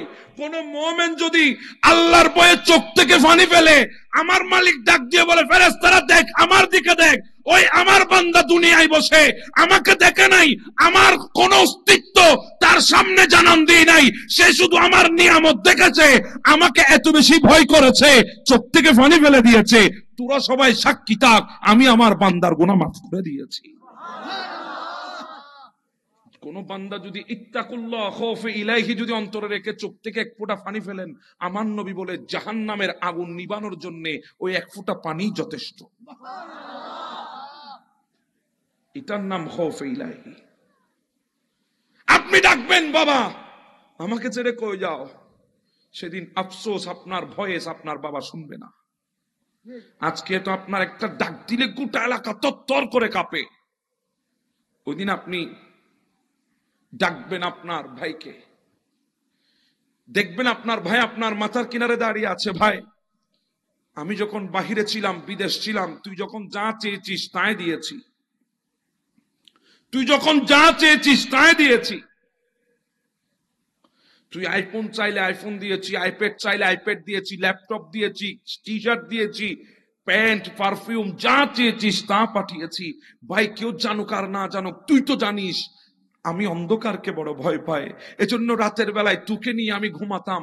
আজকে সে ভাই তুই আমাকে বাঁশবাগানে দিয়ে, মাটির ভেতরে আমাকে শোয়াই দিয়ে কোথায় যাচ্ছিস? সেদিন আপনি চিল্লাবেন, আপনার ভাই আপনার আওয়াজ শুনবে না। আপনি ডাক দিবেন, সন্তান তোকে ছায়ার নিচে রাখার জন্য আমি তোর বাবা গোটা জীবন রোদের মধ্যে ছিলাম, তোর পেটটা ভরপুর রাখার জন্য আমি তোর বাবা কত রাত না খেয়েছিলাম, তোর ভবিষ্যৎ গড়ে দেওয়ার জন্য আমি আমার বর্তমানকে লাথি দিয়েছিলাম। আজকে তুই আমাকে খবরে রেখে কোথায় যাচ্ছিস? সেদিন আফসোস, সন্তানও আপনার কথা শুনবে না। ডাক দিবেন বন্ধুকে, বন্ধু তোকে তো R15 বাইকের পেছনে নিয়ে ঘুরেছি, তোকে ইয়ামাহা FZ ভার্সন 2 নিয়ে ঘুরেছি, একটা চায়ের মধ্যে তোকে ছাড়া চুমুক দিই নাই। আজকে তুই আমাকে খবরে রেখে কোথায় যাচ্ছিস? সেদিন বন্ধু আপনার দিকে তাকিয়ে থাকবে, উত্তর দেবে না, আপনার কথা শুনবে না। আরে ভাই যেদিন কিছুই আপনার সাথে যাবে না, ওই একটা জিনিস নিয়ে আপনাকে যেতে হবে, ওটার নাম হচ্ছে ঈমান, ওটার নাম ঈমান। বাদশা জুলকারনাইন, ইনার চাইতে পৃথিবীর বুকে বড় বাদশা আর কেউ নাই। গোটা পৃথিবী শাসন করেছেন জুলকারনাইন। ইয়াজুস মাজুস নামে একটা কম, হিংস্র কমকে যিনি আবদ্ধ করে ফেলেছিলেন বাদশা জুলকারনাইন, যে ইয়াজুস মাজুস কিয়ামতের পূর্বে আবার বের হয়ে আসবে। কিয়ামতের অন্যতম একটা নিদর্শন হচ্ছে ইয়াজুস মাজুস প্রকাশ হওয়া, যেটাকে বাদশা জুলকারনাইন আজকে হাজার হাজার বছর ধরে প্রাচীরের ভেতরে বন্দী করে রেখেছিলেন। যার অবদান, সেই বাদশা জুলকারনাইন বড় আল্লাহওয়ালা বাদশা ছিলেন। ওই বাদশা যখন দুনিয়া থেকে চলে যায়, তার লোকজনদেরকে বলে দিয়েছিল, আমি মরে যাওয়ার পরে আমার লাশটা গোটা অলিতে গলিতে হাঁটাবি, আমার কাফনের বাইরে আমার হাতগুলা ছেড়ে দিবি, মানুষ দেখবে আমি বাদশা হওয়ার পরেও, গোটা পৃথিবীর রাজত্ব করার পরেও আমাকে পর্যন্ত খালি হাতে যেতে হচ্ছে, কিছুই নিয়ে যেতে পারবে না। যেতে হবে এটা ছিল সত্য, দুনিয়ায় থাকবেন এটা ছিল মিথ্যা। অথচ আপনি মিথ্যার জন্য সমস্ত কিছু করছেন, টাকা পয়সা, গাড়ি বাড়ি, ব্যাংক ব্যালেন্স, অর্থ করি সব জমাচ্ছেন শুধু মিথ্যার জন্য, যেখানে আপনি থাকতে পারবেন না সেটার জন্য। কিন্তু যেখানে আপনাকে যেতে হবে কবর, সেটার জন্য আপনার কোনো অর্জন নাই। ভাই বলেন না ঠিক না বেঠিক?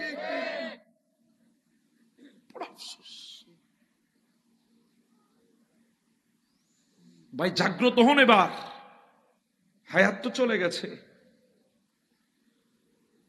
আপনি মনে করছেন দুনিয়ার জন্য আপনি বড় ইম্পর্টেন্ট, গুরুত্বপূর্ণ একজন ব্যক্তি, না, আপনি ইম্পর্টেন্ট নয়, আপনার জীবনটা ইম্পর্টেন্ট। আপনার জীবন আছে বলে, জান আছে বলে সবাই আপনাকে মূল্যায়ন করছে। কালকে আপনার জান চলে গেলে কেউ মূল্যায়ন করবে না, কেউ খুঁজবেও না। আপনার স্মার্টফোনটা রয়ে যাবে, সিমটাও থাকবে, কলও আসবে, কিন্তু কল ধরার মতো মালিক থাকবে না।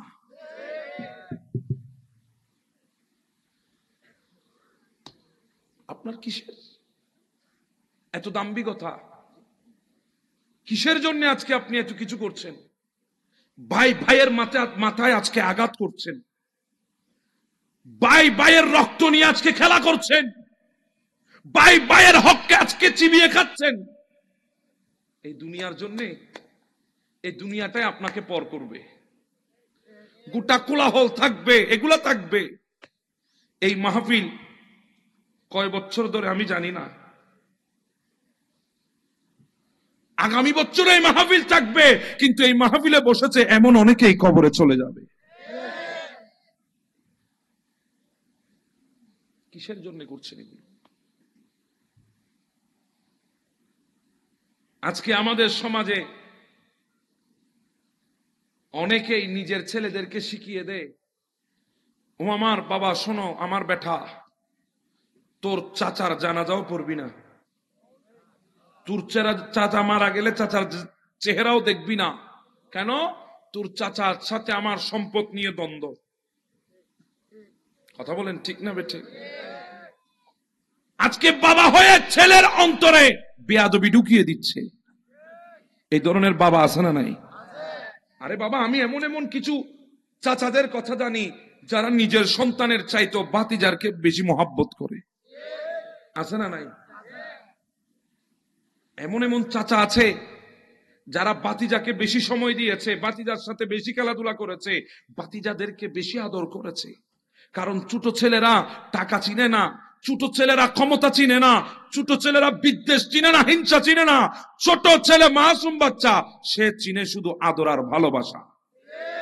আদর ভালোবাসা যেখানে পায় সে সেখানে ঝুঁকে যায়। কথা বলেন ঠিক না?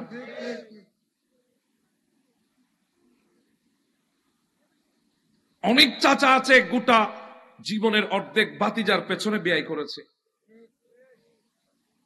ভাতিজারাও চাচাকে বেশি মহাব্বত করেছে। অনেক সময় দেখবেন অনেক ভাতিজা নিজের বাবাকে বাবা বলার আগে চাচার মহাব্বতের কারণে চাচাকে বাবা বলে ডাকে।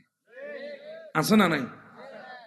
আজকে সেই আপনি বাবা হয়ে আপনার ছেলের অন্তরে আপনার ভাইয়ের প্রতি আপনি বিদ্বেষ ঢুকিয়ে দিচ্ছেন। মনে রাখবেন, কার অন্যজনের জন্য গর্ত করলে সে গর্তে আপনাকে পড়তে হবে।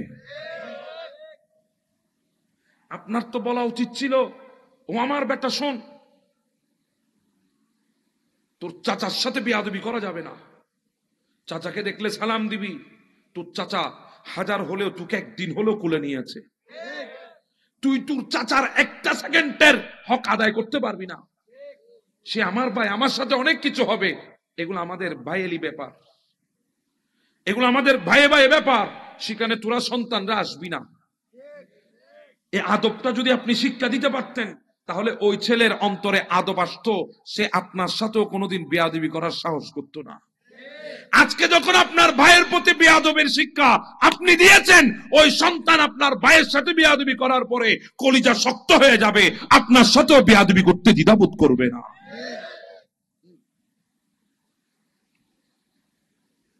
আজকে শুধু এক বিগত জায়গার জন্য কত মারামারি, কত লাঠিয়াল বাহিনী, কত দা, কত ক্রিজ। কথা বলেন ঠিক না বেঠি? কবা কবি আছে না নাই? আপনার কি মনে নাই, যার সাথে করছেন সেটা তো আপনার মায়ের পেটের ভাই। বাহিরের লোক আপনার মৃত্যুর খবর শুনে আসবে পড়ে, সবার আগে দৌড় দিয়ে যাবে, সেটা তো আপনার মায়ের পেটের ভাই। বাহিরের লোক চোখের পানি ফেলবে পড়ে, আপনার মৃত্যু শুনে যে গড়াগড়ি করে করে কাঁদবে, আপনার জন্য ফার্স্ট চোখের পানি যার চোখ থেকে আসবে সেটাই আপনার মায়ের পেটের ভাই। আপনি কার মাথায় বাড়ি দেওয়ার জন্য যাচ্ছেন? কাকে কোপানোর জন্য যাচ্ছেন? আপনার কি মনে নাই, যখন ছোট ছিলেন, দুই ভাই বসে যখন খেতে বসেছিল, তখন বড় ভাইয়ের প্লেটে যখন খাবার বেশি চলে এসেছে, ছোট ভাইয়ের প্লেটে কম হলে বড় ভাই নিজের প্লেট থেকে নিয়ে ছোট ভাইকে দিয়ে দিয়েছে। তুই ছোট, তুই খা, তুই খা, তুই ছোট, আমি অনেক খেয়েছি।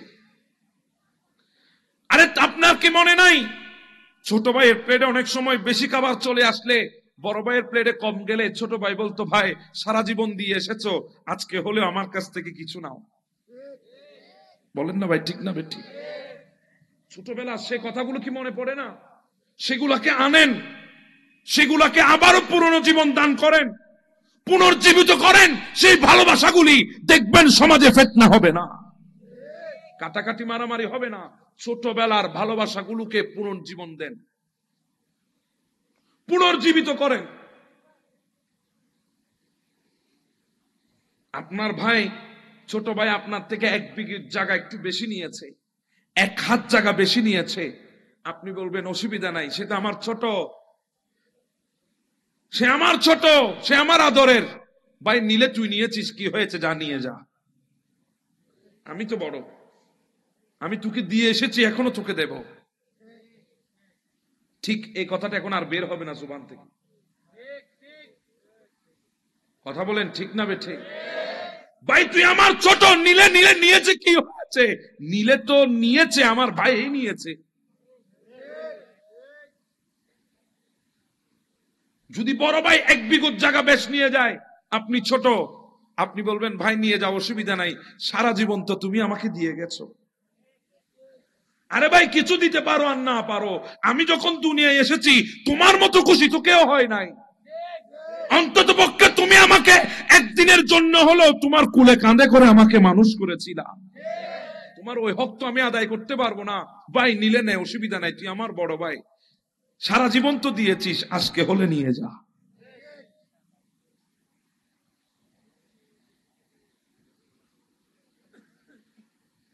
এই ভালোবাসাগুলো যদি আবারও যদি আপনি বর্তমান সমাজের ভেতরে, যদি বর্তমান প্রেক্ষাপটের ভেতরে, যদি এই ফিতনা ফাসাদের যুগে যদি ওই পুরনো ভালোবাসাগুলোকে যদি পুনর্জীবন দিতে পারেন, তাহলে সমাজে ভাইয়ে ভাইয়ে কোনোদিন মারামারি হবে না। কথা বলেন না? তৃতীয় পক্ষে এসে আপনাকে কনফিউশনই দেয়, আপনি যদি বলেন চুপ থাক, তুই একটা কথাও বলবি না, আমার ভাই প্রয়োজনে সব নিয়ে যাক। কথা বলেন ঠিক না ঠিক? তৃতীয় পক্ষ কথা বলার সুযোগ আছে? কি করবেন ভাই? যদি বলতাম 5 ঘন্টা জায়গা নিয়ে যেতে পারবো, তাহলে মনকে বুঝাতাম, এই জন্য মারামারি করে জায়গা নিতেছি। নিয়ে যেতে তো পারবেন না, তো কাদের জন্য রেখে যাচ্ছেন? ছেলে সন্তানের জন্য? হায় আফসোস, আপনি মরার পরে এরাই তাড়াহুড়া করবে আপনাকে তাড়াতাড়ি কবরে দিয়ে আসার জন্য। বলেন না ঠিক না ঠিক? এদের মধ্যে তাড়াহুড়া সবচাইতে বেশি থাকবে।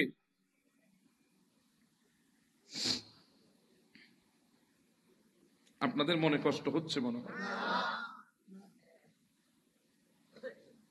আমার মা বোন অনেকে আছেন, ছেলেদেরকে, ছোট ছেলেদেরকে অনেক সময় বাবার বিরুদ্ধে বুঝায়,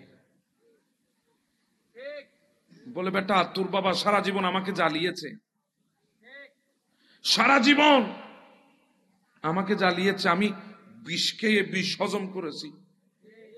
কত বড় ঠান্ডা মেজাজে মিথ্যা কথা হয়ে চিন্তা করিস, কত বড় বিরাট একখানা আফাড়া মিছ কথা। বিশ্বায় বিষ খেয়ে হজম করতে পারে না? বিষ খেয়ে বিষ হজম করেছি আমি বলে তোর বাবা সংসার করেছি, না হলে কেউ করতো না। আপনি ছেলেটার অন্তরে বাবার প্রতি বিদ্বেষ ঢুকিয়ে দিচ্ছেন, বেয়াদবি শিখিয়ে দিচ্ছেন, সে বাবার সাথে করবে পরে, আপনার সাথে শুরু করবে আগে। আপনার তো বলা উচিত ছিল, ও আমার কলিজার টুকরা সন্তান শুন, তোর বাবার সাথে জীবনে বড় গলায় কথা বলবি না। এরপরে বলে আইয়াতুহান নাফসুত তাইয়্যিবাত, ওহে পবিত্র আত্মা, আল্লাহর সন্তুষ্টি অর্জন করার জন্য বের হয়ে যা। বলেন না সুবহানাল্লাহ।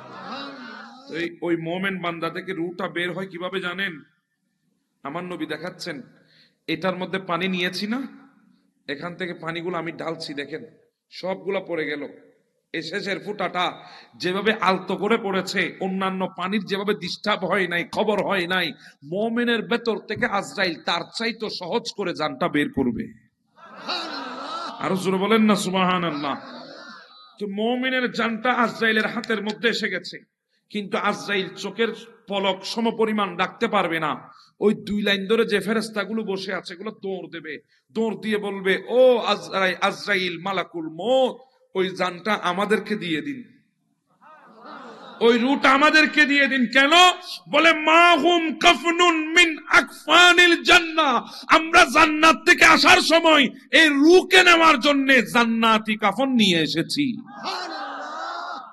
কি নিয়ে এসেছি? জান্নাতি কাফন। ওয়া হানুতি মিন হানুতিল জান্নাহ, জান্নাত থেকে আসার সময় আমরা জান্নাতি সুগন্ধি নিয়ে এসেছি। জানটা নেবেন ওই জান্নাতি কাফনে, এরপরে খুশবু দেবেন, দেওয়ার পর সেটাকে এভাবে মুড়িয়ে নেবেন, মুড়িয়ে নিয়ে ওই ফেরেশতা ওরা দল বেঁধে আসমানের দিকে রওনা হবে রুটাকে নিয়ে। চারিদিকে খুশবু ছড়িয়ে পড়বে, অন্যান্য ফেরেশতারা বলবে কিরে এটা কি? বলে এটা হচ্ছে ফুলান ইবনে ফুলান, অমুকের বেটা অমুকের রূহ। সুবহানাল্লাহ। প্রথম আসমানে ফেরেশতারা বসে আছে, এই রূহটাকে নিয়ে যখন যাবে তারা এই রূহটাকে রিসিভ করবে। রিসিভ করে প্রথম আসমানের ফেরেশতারা জুলুস করে করে দ্বিতীয় আসমানে যাবে, দ্বিতীয় আসমানের ফেরেশতারা রিসিভ করবে, ওখান থেকে জুলুস করে করে তৃতীয় আসমানে, এভাবে জুলুস করে করে চতুর্থ, পঞ্চম, ষষ্ঠ, সপ্তম আসমানের উপরে যখন মুমিনের রূহখানা নিয়ে যাবে, আমার আল্লাহ বলবেন ও আমার ফেরেশতারা থাম থাম, আর উপরে আনিস না। উকতুবু কিতাবি আব্দি ফি ইল্লিয়িন, আমার এই মুমিন বান্দার আমলটা সপ্তম আসমানের উপরে একটা ইল্লিয়িন নামক সুন্দর জগৎ আছে, ওই জগতের মধ্যে আমার মুমিনের আমলটা লিখে দে।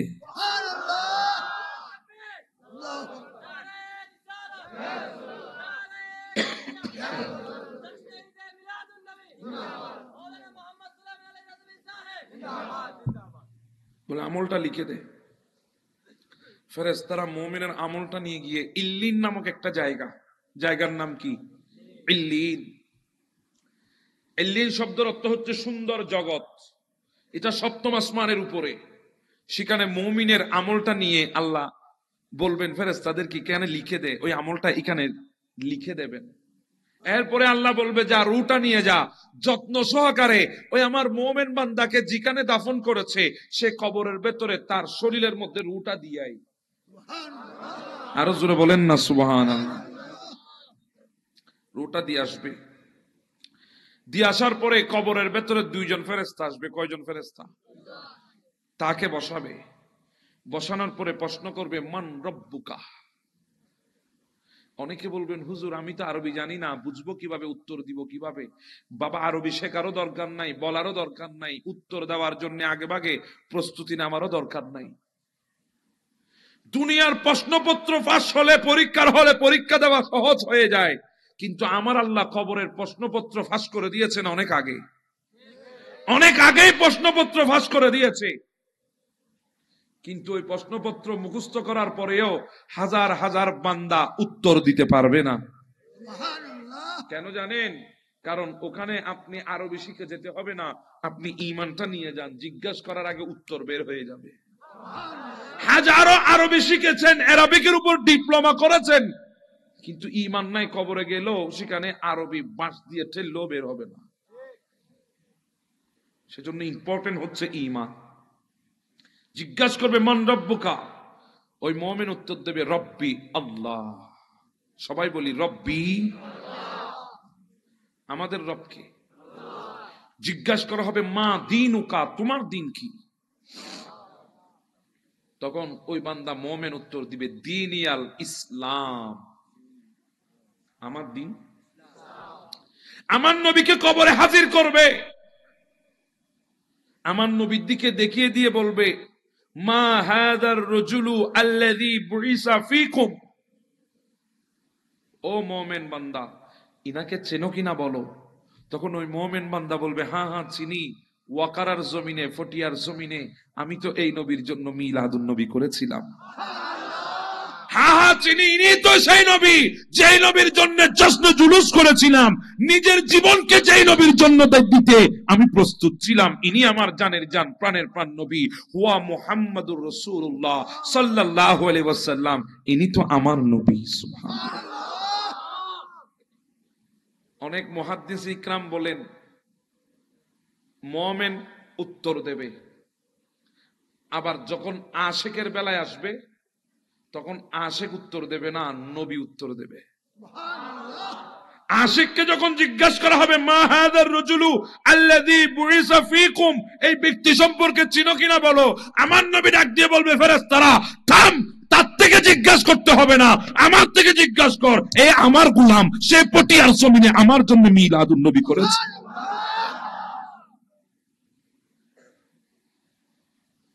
এজন্য আলা হযরত বলছেন खौफ नरक रज़ा ज़रा तो अब्दे मुस्तफा,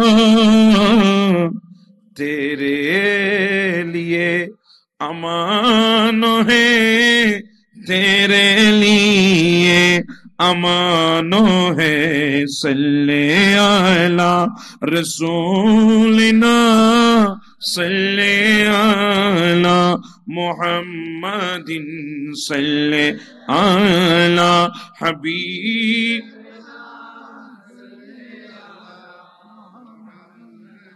আপনাদের অসুবিধা হচ্ছে মনে হয়। এটা মুমিন। প্রশ্নের উত্তর হয়ে যাবে, আল্লাহ ডাক দিবেন, ও আমার ফেরেশতারা থাম, আমার মুমিনকে আর জ্বালাইস না, আমার মুমিনকে অনেকক্ষণ বিরক্ত করেছিস, আর জ্বালাইস না। আন সাদাকা আব্দি, আমার বান্দা এই পর্যন্ত যা বলেছে সত্যই বলেছে। কে বলবেন? ও আমার ফেরেশতারা, আমার বান্দা তো দুনিয়ার বুকে ল্যাপের উপর শুয়েছে, বিছানার উপর শুয়েছে, তোষকের উপর শুয়েছে, পালঙের উপর শুয়েছে, কিন্তু আজকে তার আত্মীয় স্বজন তাকে মাটির উপর শুয়ে দিয়েছে, বিছানা দেয় নাই। আমার মুমিনের কষ্ট হচ্ছে, আমার মুমিন বান্দার কষ্ট হবে। ফাফসিরহু মিনাল জান্নাহ, যা যা জান্নাত থেকে একটা বিছানা এনে তার কবরের মধ্যে বিছিয়ে দেয়। ও আমার ফেরেশতারা, আমার মুমিনের পরনে তিনটা পাতলা কাপড়, কাপনের কাপড়, তার ঠান্ডা লাগবে, চারিদিকে মাটি, মাটি থেকে ঠান্ডা ভাব উঠবে, তার কষ্ট হবে। ওয়ালবিসুহু মিনাল জান্নাহ, দৌড় দে জান্নাত থেকে একটা পোশাক নিয়ে আমার মুমিন বান্দাকে পরিয়ে দে। আমার মুমিন বান্দা কবরে বসে বসে একা একা বোর হয়ে যাবে, বিরক্ত লাগবে, তার ভালো লাগবে না, বন্ধু বান্ধব নাই, সঙ্গী সাথী নাই, তার টাইম পাস কিভাবে হবে? ওয়াফতাহু লাহু বাবান ইলাল জান্নাহ, তার কবরের দিকে জান্নাতের দরজাগুলো খুলে দে, সে কবরে বসে বসে জান্নাতের নাচ নিয়ামত দেখে দেখে টাইম পাস করবে। পুরস্কার কাদের জন্য? জি বলেন না, কাদের জন্য? এবার বুকে হাত দিয়ে বলেন, আমরা কি মুমিন হতে পেরেছি? আমাদের মতো গুনাহগার পৃথিবীতে আর আছে? আল্লাহর কসম, আমার গুনাহ সম্পর্কে যদি আপনারা জানতেন, আজকে এখানে কোনোদিন আমার চেহারা দেখার জন্য আসতেন না। আমিও যদি আপনাদের গুনাহ সম্পর্কে জানতাম, আপনাদের এলাকায় আসতাম না।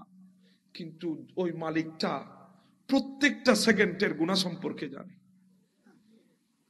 প্রত্যেকটা নাফরমানি সম্পর্কে মালিকটা জানে। এবার আল্লাহর কসম করে বলেন, ওই মালিকটা আমাদের এতগুলা নাফরমানি জেনেছে, এতগুলা গুনাহ সম্পর্কে জানে, এরপরেও ওই মালিকটা কোনোদিন আমাদেরকে রহমত থেকে নৈরাশ করেছে? শুধু করেন না সেটা না, আমার আল্লাহ আমাদের গুনাহগুলো সত্তারিয়তের পর্দা দিয়ে গোপন করে রাখেন, যাতে আমার গুনাহ আপনি না জানেন, আপনার গুনাহ আমি না জানি। এত বড় রহমানের নাম হচ্ছে আল্লাহ, এত বড় রহমান। আজকে আমার একটা দোষ পেলে আপনি গোটা পাড়া বলে বেড়ান, আমার একটা ছোট দোষ পেলে আপনি সেকেন্ডের বিরুদ্ধে ফেসবুকে স্ট্যাটাস দিয়ে দেন। আপনি আজকে আলেম উলামার সমালোচনা করেন ফেসবুকে স্ট্যাটাসে দিয়ে। যুবক শোনো, নিজের দিকে একবার তাকিয়ে দেখো, তোমার ভেতরে কতগুলা ভুল আছে, তোমার ভেতরে কতগুলা নাফরমানি আছে। কই তোমার মালিক তো তোমার ওই নাফরমানি গুলো প্রকাশ করে দেয় না? যদি প্রকাশ করে দিত তাহলে তোমার থেকে গন্ধ বের হতো, দুর্গন্ধ, মানুষ তোমার দিকে কোনোদিন তাকাতো না। আমরা তো গুনাহগার, নাফরমান। আমার নবী বলে, হ্যাঁ, যখন গুনাহগার বান্দার জান কবজের সময় আসবে, ফাজালাসু মিনহু মাদ্দাল বাসার, ওই গুনাহগার বান্দার দৃষ্টি যদ্দূর যায় তদ্দূর পর্যন্ত একদল ফেরেশতা এসে দুই লাইন করে বসে যাবে। হ্যাঁ, মুমিনের বেলায় এসেছে রহমতের ফেরেশতা, গুনাহগারের বেলায় আসবে আযাবের ফেরেশতা। সুম্মা ইয়াজিউ মালাকুল মউত হাত্তা ইয়াজলিসু ইনদার রাসি, মালাকুল মউত আসবে, গুনাহগারের মাথার কিনারায় বসবে, বসার পরে ডাক দিবে, আইয়াতুহান নাফসুল খবিসা, ওগো অপবিত্র আত্মা, আল্লাহর গজবের উদ্দেশ্যে বের হও। আমার নবী বলে, এমন ভাবে তার বক্ষের উপরে মালাকুল মউতের থাবা পড়বে, 70টি উটকে যদি জবা না করে জীবিত অবস্থায় যদি চামড়াগুলো খুলে ফেলা হয়, 70টি উটের যত কষ্ট হবে তার চাইতে আরো 70 গুণ বেশি কষ্ট হবে গুনাহগারের ভেতর থেকে মালাকুল মউত জানটা বের করতে। শরীরের হাড্ডিগুলো টাস টাস করে খুলে যাবে, রগগুলো টাস টাস করে জোড়া খুলে দেবে। জানটা এই কণ্ঠনলীর মধ্যে আসবে, ফালাউলা ইজা বালাগাতিল হুলকুম, চোখ উল্টাই দেবেন। হায় আল্লাহ, মালাকুল মউত জান বের করে হাতের মধ্যে নিবে। ওই আযাবের ফেরেশতারা দৌড়ায় আসবে, এসে বলবে, হুজুর, ও আজরাইল, মালাকুল মউত, রুটখানা আমাদেরকে দিয়ে দিন, আমরা জাহান্নাম থেকে আগুনের বস্তা এনেছি গুনাহগারের জানটা নিয়ে যাওয়ার জন্য। ওই জানটা নিয়ে প্রথম আসমানের দিকে রওনা হবে, এমন দুর্গন্ধ ছড়াবে, অন্যান্য ফেরেশতারা বলবে, কিরে এটা কার রূপ? বলে, এটা ফুলান ইবনে ফুলানের রূপ, বড় কমবক্ত জালেম ছিল। প্রথম আসমানে যখন নিয়ে যাবে, আল্লাহ বলবে, থাম, প্রথম আসমানের উপরে আনবি না, সে বড় নাফরমান, আমি আল্লাহর নাফরমানি করেছে সে, তার জানটা প্রথম আসমানের উপরে আনার দরকার নেই, ওখানে থাম। উকতুবু কিতাবা ফি সিজ্জিন, জমিনের নিচে একটা সিজ্জিন নামক জায়গা আছে, ওই জায়গার মধ্যে ওই গুনাহগারের আমলটা লিখে দিয়ায়। আসমান থেকে তার রূহখানা নিক্ষেপ কর জমিনের দিকে, তাকে যেখানে কবর দিয়েছে সেদিকে। আসমান থেকে রূহটা নিক্ষেপ করা হবে, ফেলে দেবে, চুড়ে মারবে। ফেরেশতারা গুনাহগারের কবর যেখানে হয়েছে ওখানে এসে রূহটা গুনাহগারের ভেতরে ঢুকবে। এরপরে দুইজন ফেরেশতা এসে তাকে বসাবে, জিজ্ঞাসা করা হবে, মান রব্বুকা? ওই গুনাহগার নাফরমান বলবে, হা হাল আদিরি। জিজ্ঞাসা করা হবে, মা দীনুকা?